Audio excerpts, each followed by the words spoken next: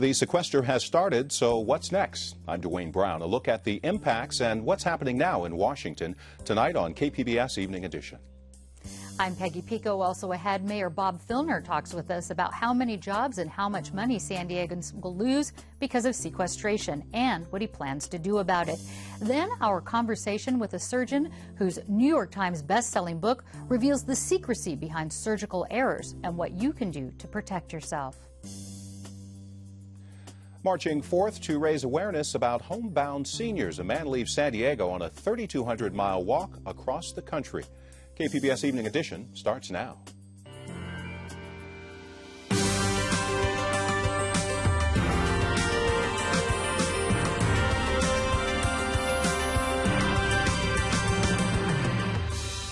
KPBS Evening Edition is made possible by Joan and Irwin Jacobs and by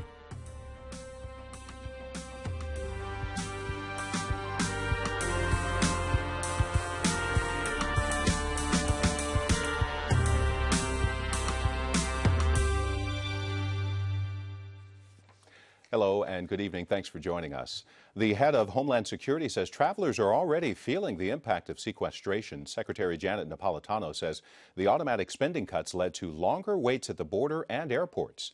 But airport officials in San Diego say they haven't seen any delays so far. Napolitano says a story about the release of thousands of illegal immigrants because of sequestration was inaccurate. Last week we told you about the Associated Press report which said 2,000 had been released last month and 3,000 more were scheduled for release. The normal ebb and flow accounted for many of those releases, and these are people who are removed or they were bonded out or their status was changed for whatever reason. I think, however, for sequester, getting ahead of that looming deadline, career officials made the decision that there were some very, what I would call very low-level, low-risk detainees that could be put into a supervised release program, and that's what happened. Napolitano says several hundred migrants have been released under supervision because of sequestration, but not the thousands reported by the AP. Sequestration is cutting deployment short for the USS Thatch. The ship left on a drug operation in January. Navy Secretary Ray Mabus canceled 7 other ship deployments, and 4 Navy air wings are being grounded. Republican lawmakers are trying to take some of the sting out of sequestration, at least for national security. A new measure in the House would give the Pentagon more money for military readiness. The GOP plan would also ease the effects of cuts on the FBI and Border Patrol. President Obama says he's still looking for Republicans to make a deal to end the sequester. But eventually, a lot of people are going to feel some pain. That's why we've got to keep on working to reduce our deficit in a balanced way, an approach that's supported by the majority of the American people, including a majority of Republicans. And I'm confident that we can get there if people of goodwill come together. Mayor Filner talks with Peggy Pico tonight about the likely impact of sequestration in San Diego.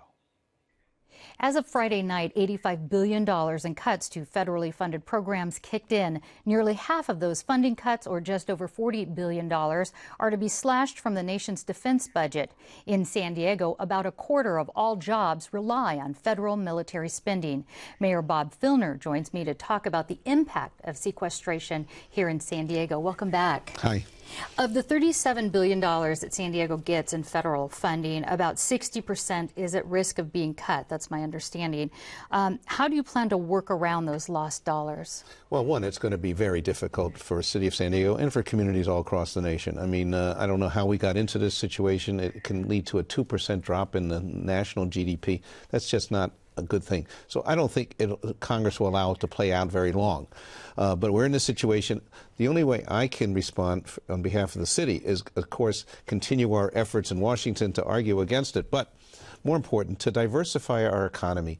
So when cuts like this happen from the government, we are insulated. And whether that's working with Mexico on better trade, expanding our alternative energy, looking at our port and its cargo, looking at tourism, all of those things have to be done to make sure these cuts don't hit us as meaningful as they are. Let's talk about the port specifically and some actual job losses. I believe it's estimated 25,000 civilian Department of Defense employees could be furloughed.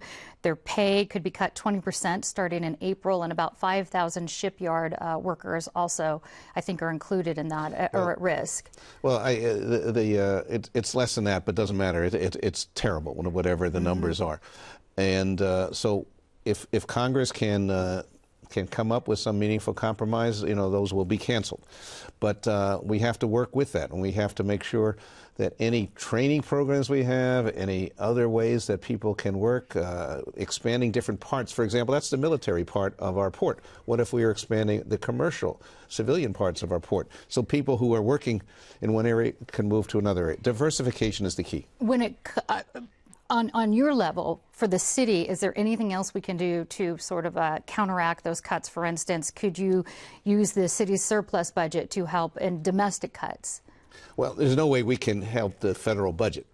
I mean, if there are cuts, for example, made in, I don't know, housing and homeless services, yes, we can try to use our budget to make up for that. But in general, I mean, these are job losses, not program losses, and those are very difficult to deal with, and then it rebounds on the local economy. Of course, people need food stamps, they'll need other forms of assistance, they may become homeless, so it becomes a burden obviously on the local budgets when the national government is this way. I'm still hopeful, frankly, that the Congress will pull back, that they'll see when they go home for their work periods that they see their own communities suffering, and they will find a way to pull back. I understand you just submitted or about to submit the half-year budget for the city. Are there anything that you put in there to help counteract this, at least even temporarily? Well, we have a small surplus projected for the second part of our years, and I asked that to be put into police and fire services, for homeless services, and for helping Balboa Park, not only now but in the future. So there's not much you can do with that level of money, but any social services that we can impact, for example, during the homeless, will help this situation. You were a congressman for 20 years. How do you think this happened? Well, I know how it happened. You have Congress people who, because they don't face competition for their seats, they become extreme in their own parties. So you have extremists in both parties actually saying, hey, sequestration isn't bad. On the one hand, it's cutting the deficit, and the other people say, well, people will see how bad the cuts are. So because they are not challenged in their own districts by a more moderate forces, we get the extremes in both parties. That's what led to this. And until the American people do our districts different, that is, no more gerrymandering, we're going to have this polarization at the national level. How long, and you mentioned you don't think long, how long do you think these cuts will last? Well, we have another budget decision coming up at the end of the month in terms of what they call the continuing resolution. So I think if it's not settled by then, they'll use that framework to pull back off the sequestration. Okay. Well, Mayor Bob Filner, thanks so much for the update on this. And thanks for being here. Thank you. San Diego City Council will consider a big settlement tomorrow over sewage spill during the massive blackout of 2011. More than 3 million gallons of sewage spilled when 2 pumping stations lost power. The city may be on the hook for more than $600,000 to settle claims of violations at the pumping stations. Also tomorrow, San Diego Board of Education will meet to talk about a contract for its new superintendent, Cindy Martin. The meeting is closed to the public, but an employment agreement is expected to be discussed in open session as early as next week. And San Diego Unified is one of 9 local districts on a state list of school systems with a qualified financial status. That means the districts might have trouble paying their bills in the next few years. The state schools chief says the worst is behind us, but it will take years to restore the education system to financial health. Former San Diego District Attorney Ed Miller has died. He served 6 terms as DA from 1971 to 1994. He's credited with building a major fraud division in the DA's office, establishing an antitrust unit, and creating a Bureau of Investigation. Miller hired the current District Attorney, Bonnie Dumanis. She calls Miller one of her department's most beloved and admired patriarchs. Ed Miller was 87.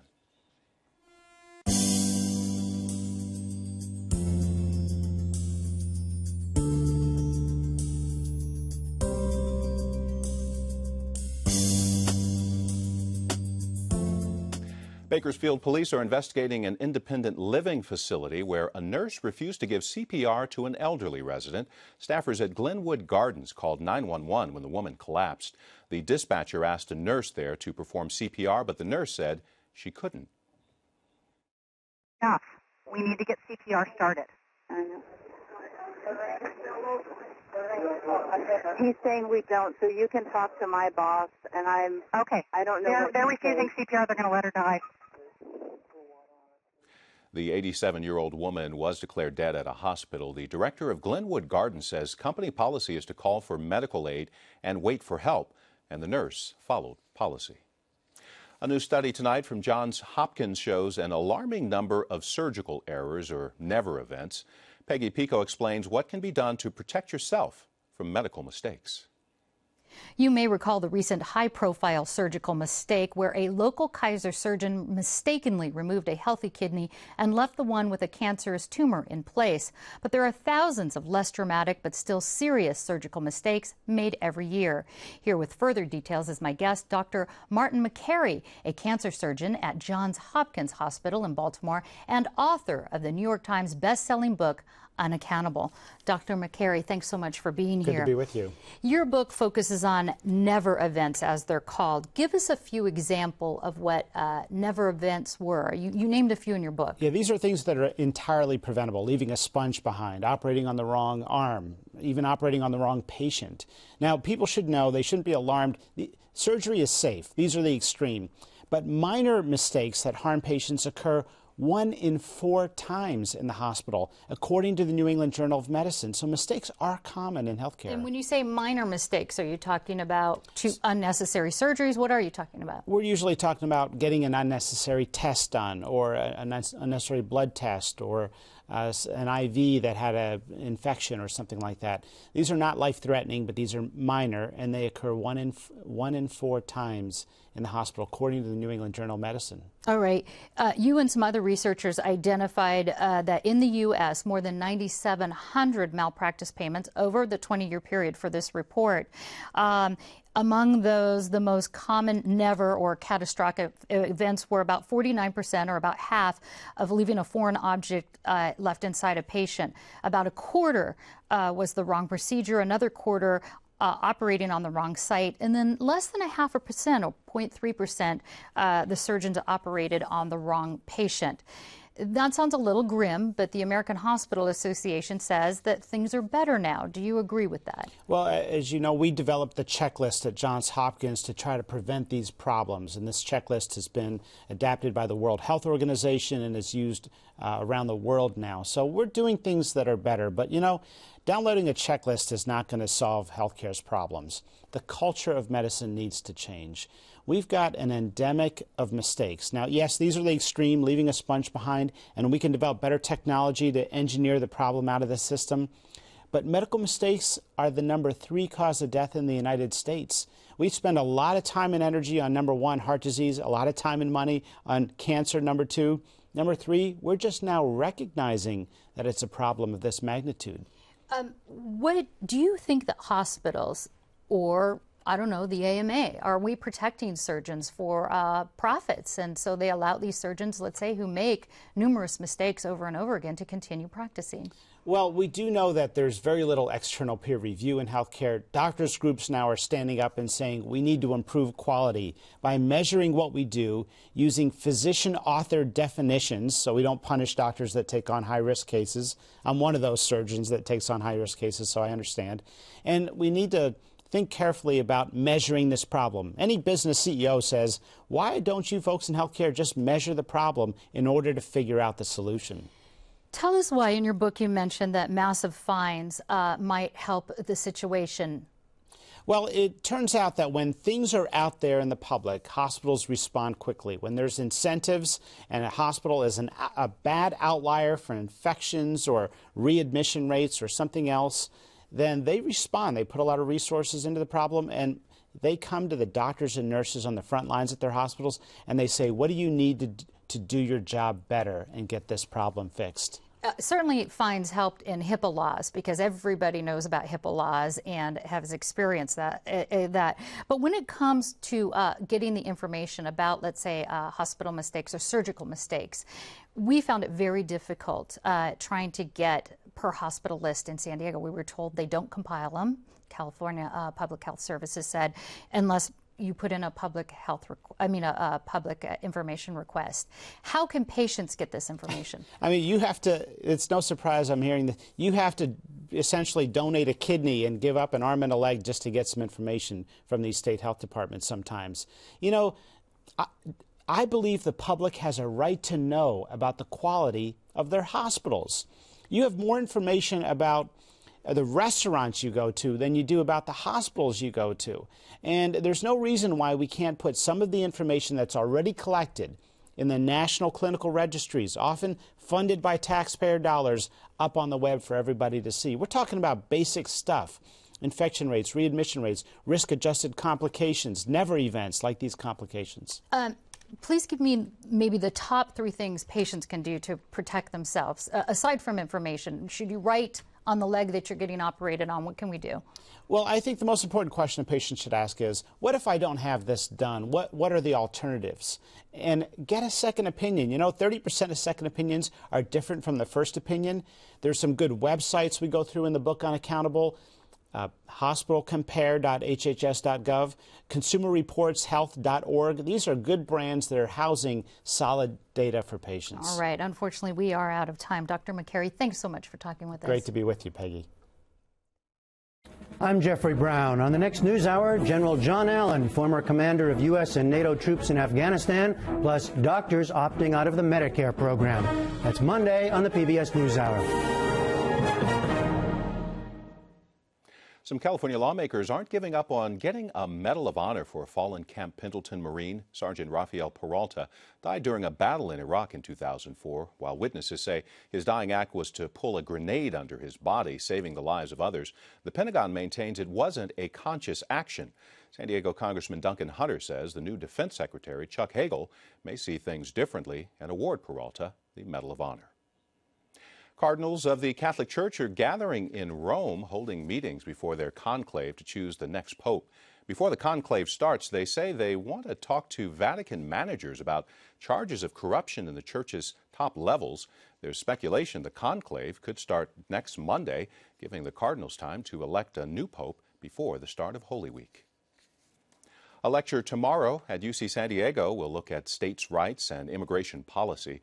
Peggy Pico spoke with one of the lecturers earlier today. Immigration reform is a hot topic in California, especially here in San Diego County. Joining me with details on how reform is shaping up in our border town is UC Davis immigration law professor Gabriel Chen. Thank you so much for being here. My pleasure. Professor Chen, one federal program that's gotten a lot of attention here locally is called the Secure Communities, which, just to remind people, calls for mandatory immigration checks for people when they've been booked into jail. But what can happen from that, my understanding is the accused can actually be turned over to federal border agents and they can be deported. Absolutely. Is it local law enforcement's place to work on federal immigration issues? It's a fine line. It's a fine line. I don't think that there's much controversy when we're talking about non-citizens who've committed serious felonies, that they should be put into deportation proceedings. But the problem is when you're talking about people who've committed minor offenses, traffic offenses, trivial offenses, should they be scooped up and put into deportation proceedings? And the answer for a lot of people is no. One particular caveat of this is racial profiling, especially when we're talking about SB 1070. Do you believe there's racial profiling kind of embedded in this law? There is. Laws like SB 1070 typically say that the police aren't allowed to take into account race, color, or national origin except as permitted by the U.S. Constitution or by the state constitution.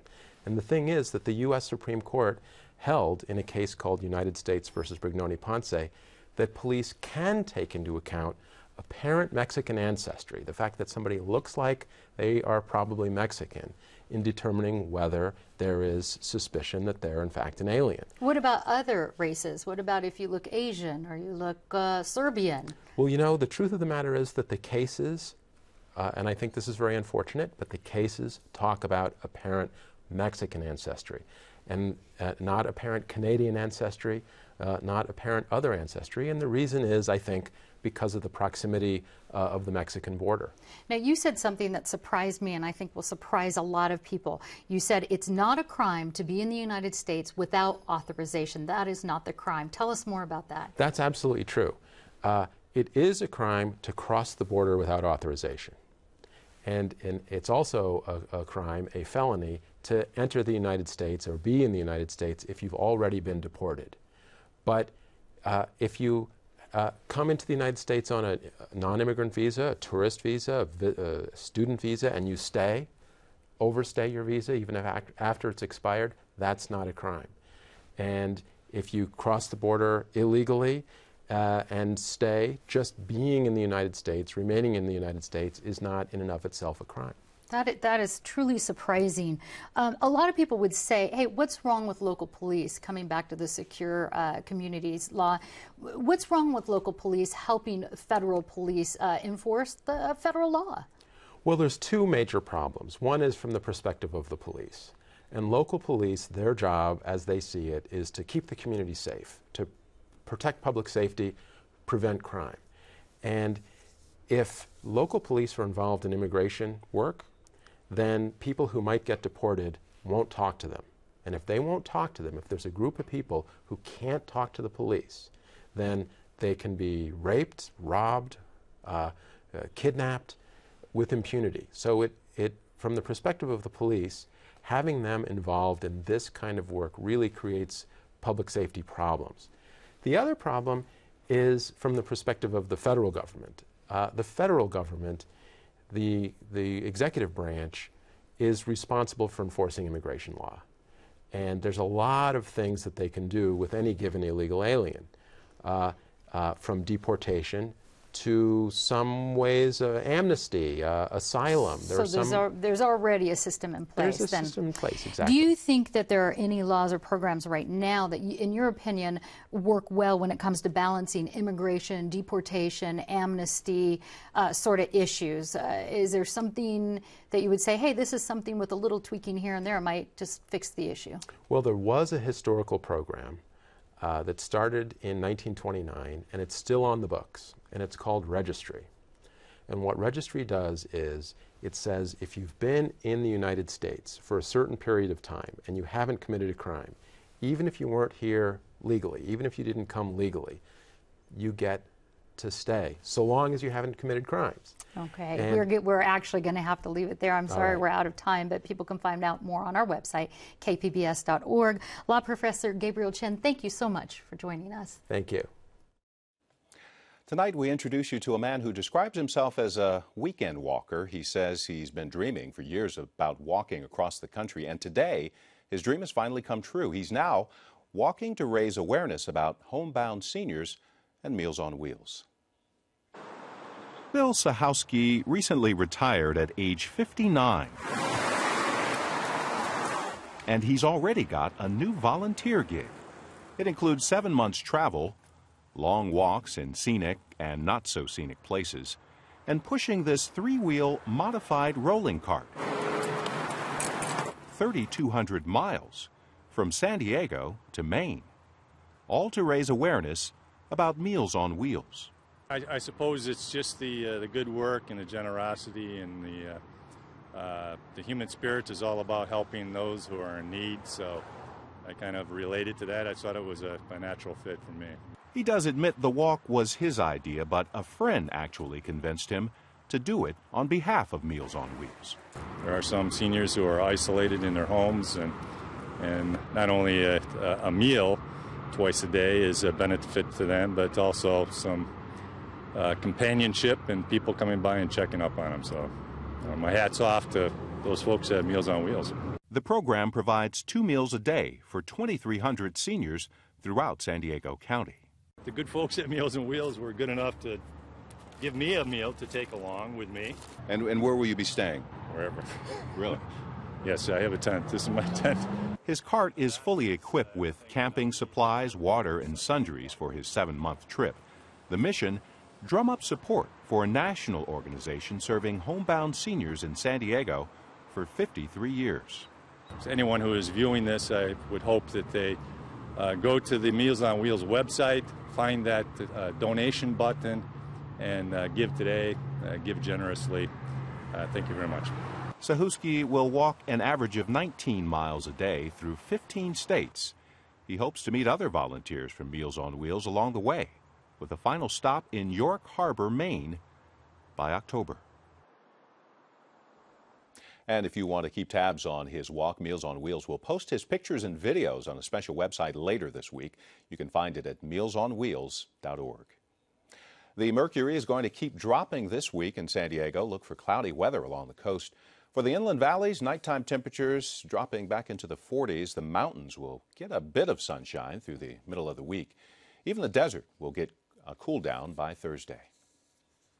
You can find tonight's stories and download the KPBS app, all on our website, kpbs.org/evening edition.